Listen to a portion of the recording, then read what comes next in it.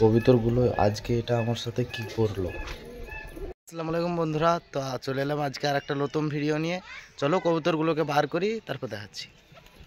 চলুন কবুতরগুলোকে বার করা যায়।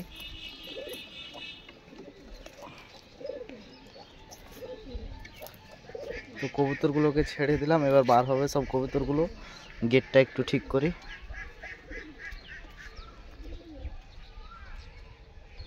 তো কবুতর সব বার হতে লেগেছে।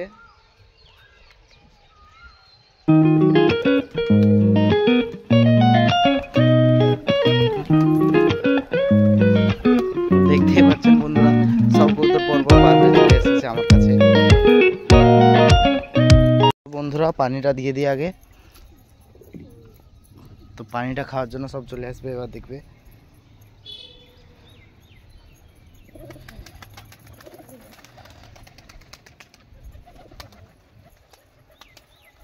আমি খাবারটা নিয়ে আসি। একটা কবুতর আমার ঘাড়ে উঠে বসে গেছে খাবারের জন্য, আর বাদ বাকি সব বেশিরভাগই ওপরে আসে, এখনও আসেনি। খাবার যখন দিব তখন দেখতে পাবে। এটা আগেই চলে এসেছে।